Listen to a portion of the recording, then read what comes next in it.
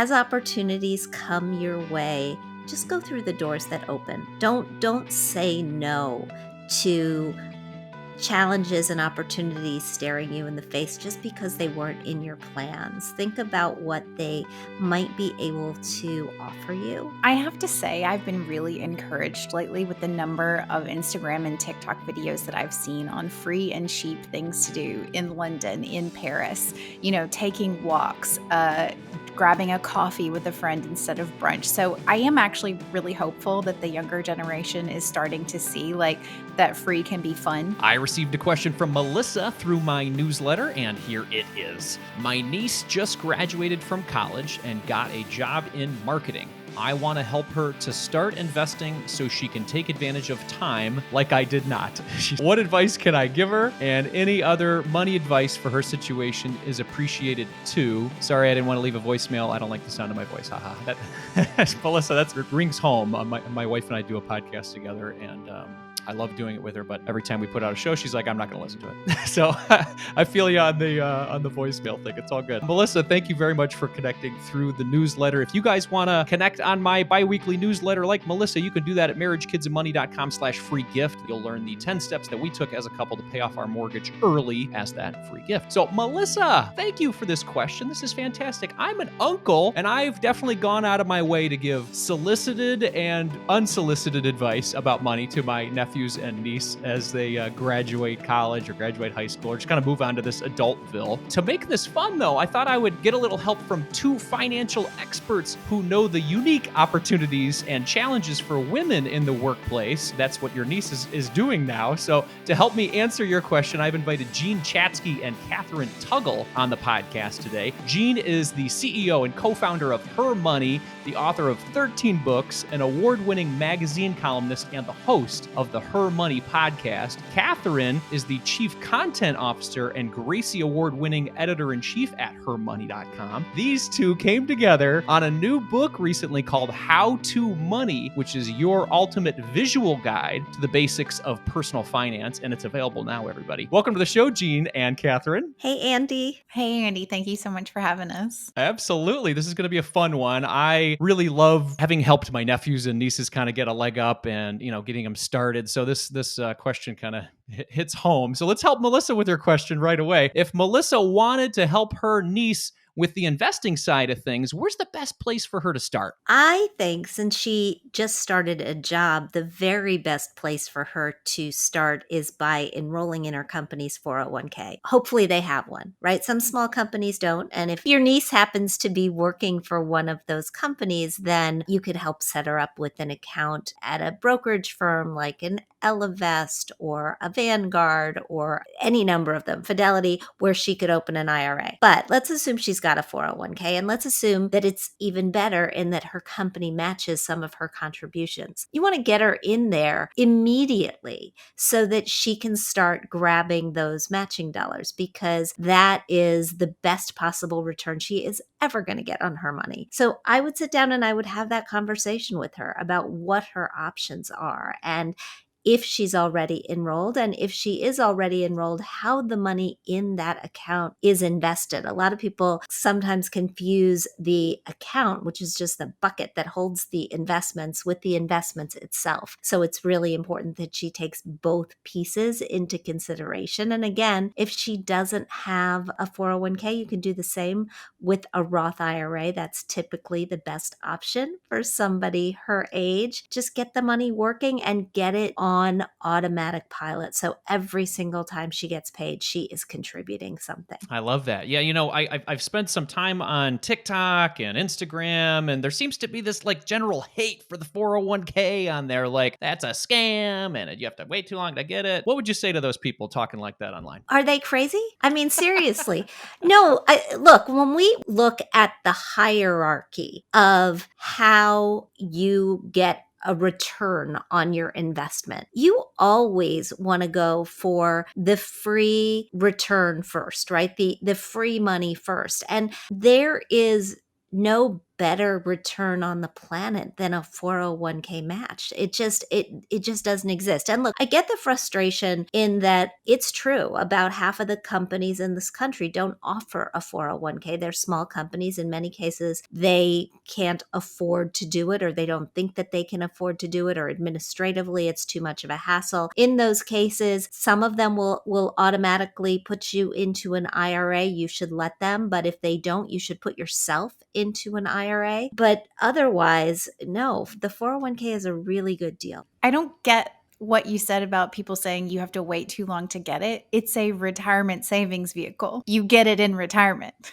There's no like hidden secret there. Like that's what it's for. To answer Melissa's question, I would just say that you can't underestimate how basic you need to be when you're talking to young people. You know, I think a lot of us in our first jobs, when a 401k is presented, it's presented as a checkbox. Do you want a 401k? Yes or no? There's no explanation given. There's no hand-holding given. It is just a choice that you have on a form, and whether or not you check that box can make $1 million difference in your future. So I would just say start with the basics, tell her what it is, tell her why it's good, and then if she doesn't have a 401k, as Jean said, with an IRA, tell her how that reduces her tax burden if she contributes to that IRA. Like make it sound like it's good for her in the moment and why it's good for her now. Yeah, I think that's great advice. Kathryn, you know, a lot of people, they hear the 401k, the IRA, the Roth IRA. Okay, I've got one. Now the difficult part is like, what do I invest in, or how do I make sure that I'm not just leaving it in the money market thing? Because I know some people do that sometimes. So is there a way to keep this simple? I mean, the simplest option would be a target date fund, which adjusts your risk according to how close you get to retirement. So the closer you get to your retirement age, it's going to invest less in stocks and more in bonds, more in secure investments that are going to be a little more stable. It's going to take more risk when you're younger, when you're in your 20s, and you can afford to, you know, make up for any losses that you might have in the market. And that's really the best sort of set it and forget it plan that we see for people. That's what I've had my 401k in for years, and I love it.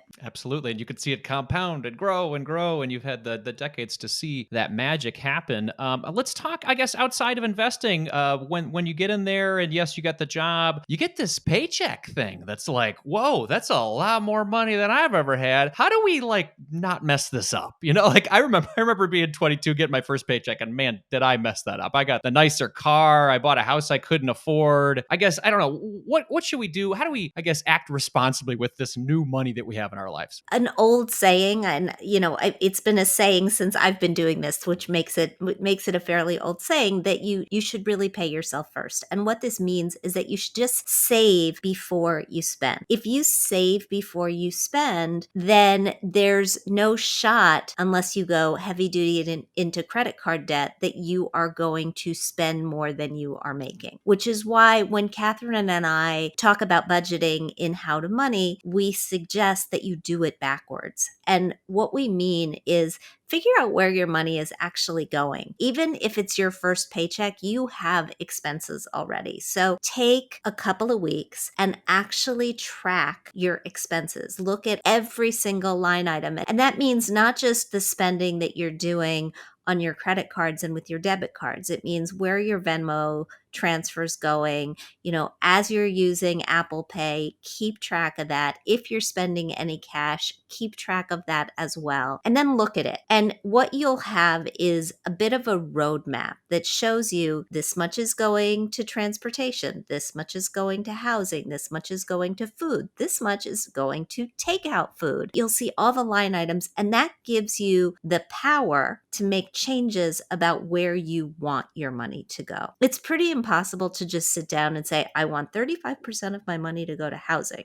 I want 20% to go to transportation, without seeing where your money is going in real time. So look at it and then tweak it. I love that. Kathryn, so you live in a major city in the United States, New York City. That could be a place, or really anywhere. I'm picking on New York for a second. You get this job, you get paid, and you see other people doing fun fun things that maybe you're not doing. And I don't know, this sort of lifestyle creep starts to take over a little bit. How do we fight that when we live in a society, a consumeristic society that really, I guess, values a lot of those things? And we see those statistics of people spending a lot more than they have. How do we fight that personally to make sure that we're putting ourselves first? I have to say, I've been really encouraged lately with the number of Instagram and TikTok videos that I've seen on free and cheap things to do in London, in Paris, taking walks, grabbing a coffee with a friend instead of brunch. So I am actually really hopeful that the younger generation is starting to see like that free can be fun.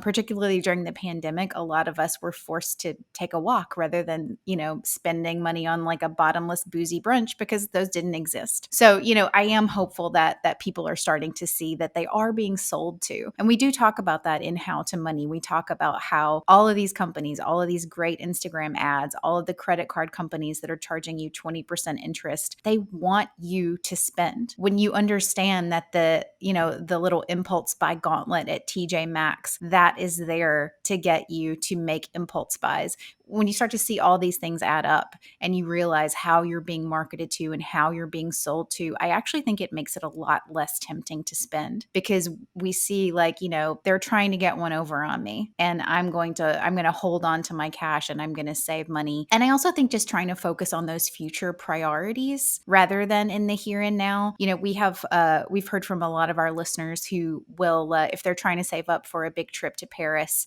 they will put a picture of the Eiffel Tower on their phone's home screen. And it won't be some sort of constant reminder that's beating them over the head and making them feel bad about every single latte that they buy. It will be there as a visual reminder to say, there are bigger things than that new pair of pants or that new pair of shoes. So I think focusing on your long-term goals and also kind of trying to understand when companies are getting one over on you, those are pretty empowering. I love that. That's great advice. Collectively, you two have had a lot of time working in the workplace as women. I'm not a woman. I admit that real fully on this podcast. Yes, but you guys have unique situations, unique challenges that maybe men don't experience in the workplace. Could we give some advice to Melissa's niece as she starts off on her career of maybe advice that you have, having worked in the workplace as a woman? Well, so my first piece of advice would be for everyone, for men and women, which is that starting salary that you get is so important to how you are able to earn in the future coming years. Because I think a lot of us in major corporations, we've all seen that our raises that we're given is based on a percentage of our salary, right? So if you're going to get a 3% raise after your first year at that company, you'll be much better off if you have a $50,000 starting salary than if you had a $45,000 salary. And that's just going to build on itself over time. So I would say negotiate for as much as you can in your starting job and in every single job. And what we're seeing in most states now, it is illegal for employers to ask you what you're currently earning. So I think that is going to make a very, very big difference in what people are able to get when they jump from job to job. In the event that someone does ask you what you're currently earning, just say, I'm looking to make a certain amount. So don't answer with what you're currently making. Just tell them what you'd like to make. And I think that that's going to make a big difference for women who maybe started out with lower salaries, but who are looking to get elevated to be on a level with their male peers. As you look at your careers in general, I think Kathryn and I are pretty realistic examples of people who have had career paths that have not been completely straight. They're a lot more fun, by the way, when they're not completely straight. As opportunities come your way, just go through the doors that open. Don't say no to challenges and opportunities staring you in the face just because they weren't in your plans. Think about what they might be able to offer you. Think about what you could bring to the party and be willing to explore some of these unusual things, because I got to tell you, a lot of the jobs that we hear our listeners taking today didn't even exist 10 years ago. And we have to be willing to roll with whatever the economy brings our way. I think that's a great message for somebody who grew up and graduated from college and said, okay, this is what I'm gonna be. Definitely did not say that. for a long time. And, I think it took a long time for me to realize that's okay. That's okay to do a bunch of different things, change yourself. And I hope that is a resounding message that's coming for new grads right now. Speaking of new grads, where can people get this How to Money book? And then if people want to connect with you more, where should they do that? So you can get How to Money wherever books are sold. That means Amazon, Barnes and Noble, your local bookstore, we hope. But you can connect with us, and I hope you do, at HerMoney.com. We publish, like you do, Andy, a newsletter every single week, actually twice a week. It's free. It's got great tips about how to keep up with what's happening in the world of your finances. And we've got a podcast that we hope you all will sample called HerMoney. Kathryn and I are both a part of that, and we love doing it more than, speaking for me, I love doing it more than I love just about everything else. And with our podcast, if you do have a financial question that you would like Jean to answer, you can write directly to me at mailbag@hermoney.com, and we will tackle your questions. We usually tackle about 2 personal questions per episode, so we'd love to hear from you there. I think that's a fun way to do it because everybody has a very unique situation. And when they get these questions, it could feel like, okay, wow, now I can really understand what that person's going through. So just like we did today, thank you very much for answering this question, Kathryn and Jean. Melissa, we hope that helps you and your niece as she launches into her new life here. Kathryn and Jean, thank you so much for your time today. I really appreciate it. Thanks, Thanks, Andy. Andy.